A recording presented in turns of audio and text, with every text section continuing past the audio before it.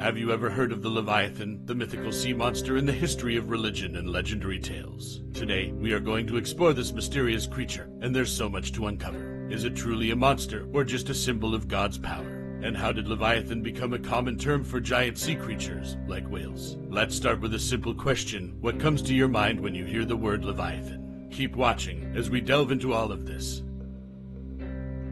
The Leviathan, a biblical sea monster, is a mythical creature mentioned in the Old Testament, serving as a popular metaphor in Judaism and Christianity. However, it's important to note that interpretations of this creature vary between the two religions. In essence, the Leviathan can be seen as either a symbol of the vast power and creativity of God or as a demonic beast. In this context, it is often depicted as a monster of the waters, while the behemoth and the ziz are considered creatures of the earth and the air, respectively. Beyond religious contexts, Leviathan has become synonymous with large sea creatures, especially whales.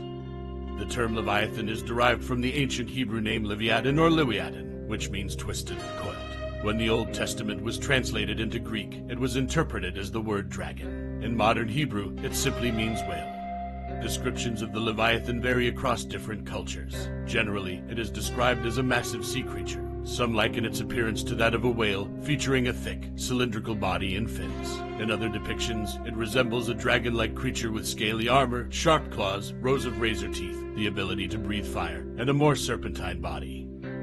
Biblical references to the Leviathan seem to have roots in the Canaanite Baal cycle, involving a battle between Hadad and a seven-headed sea monster named Ladan, which is the Ugaritic equivalent of the Hebrew Leviathan. Hadad emerges victorious. These references also bear resemblance to the Babylonian creation epic, the Enuma-Elish, where the storm god Marduk defeats the sea monster and goddess of chaos, Tiamat, creating the earth and the sky from her remains. Such sea creatures were common in various ancient civilizations, especially those situated near water bodies.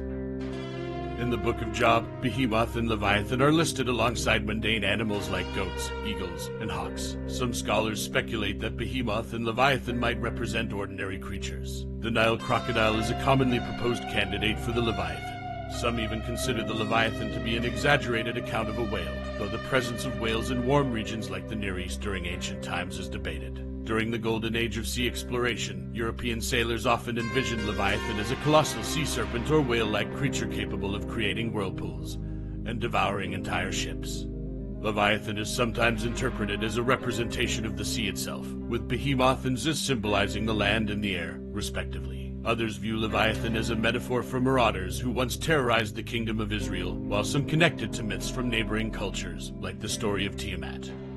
In the Talmud, Leviathan is mentioned on several occasions. One passage in Avodah Zarah describes God playing with the Leviathan during certain hours. According to some traditions, the Leviathan was created on the fifth day of creation, and its female counterpart was slain to avoid overpopulation. In Christian interpretations, Leviathan is often regarded as a demon or a natural monster associated with Satan or the devil. It is sometimes equated with Rahab. Some scholars suggest that Leviathan is a symbol of human opposition to God and should be interpreted metaphorically. Leviathan is mentioned in various Bible passages, and it is often associated with great power and chaos.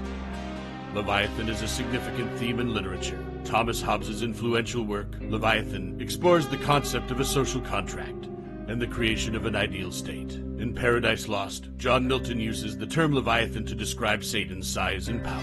Additionally, the term Leviathan is often used as a symbol for something large and all-consuming. Influenced by Herman Melville's Moby Dick, the Leviathan is often associated with the sperm whale. This association can be seen in Disney's portrayal of Pinocchio being swallowed by Monstro, a sperm whale. The creature Leviathan also features prominently in the science fiction story The Illuminatus, trilogy by Robert Shea and Robert Anton Wilson. In the world of cryptozoology, some have suggested that the myth of the Leviathan may have been inspired, in part, by sightings of sea monsters like mosasaurs. Various interpretations of Leviathan persist in literature and culture, making it a fascinating and enduring mythical creature.